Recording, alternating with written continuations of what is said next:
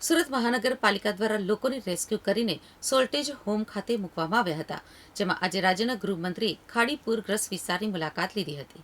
ધોધમાર પડેલા વરસાદના લીધે સુરતના કેટલાક ભાગોમાં ખાડી પૂરની અસર જોવા મળી હતી, જેમાં હજારો લોકો પાણીમાં ફસાઈ ગયા હતા.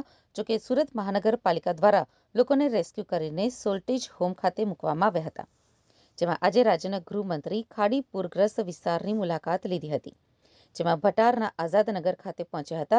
તેની સાથે જ લોકોને રેસ્ક્યુ કરીને જે સોલ્ટેજ હોમમાં મૂકવામાં આવ્યા હતા તેમની પણ મુલાકાત લીધી હતી. મુલાકાત દરમિયાન સુરત મ્યુનિસિપલ કોર્પોરેશનના કમિશનર શાલિની અગ્રવાલ તેમજ સુરતના પોલીસ કમિશનર પણ હાજર રહ્યા હતા.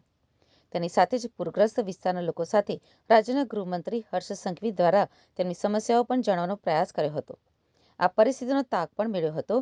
વધુમાં ગૃહમંત્રીએ જણાવ્યું હતું કે ક્યારેય વરસાદ ન આવ્યો હોય તેવો વરસાદ આ વખતે સુરતમાં પડ્યો છે. માત્ર 36 કલાકમાં જ વરસાદ આટલો બધો વરસ્યો છે.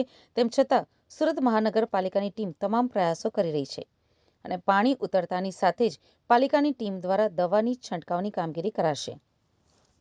વધુમાં તેમણે જણાવ્યું હતું કે મારા મત વિસ્તારની પરિસ્થિતિ માટે હું સતત અધિકારીઓના સંપર્કમાં હતો અને અમદાવાદથી રથયાત્રા પૂર્ણ કરીને તાત્કાલિક સુરત આવીને પૂરગ્રસ્ત વિસ્તારની મુલાકાત લીધી હતી.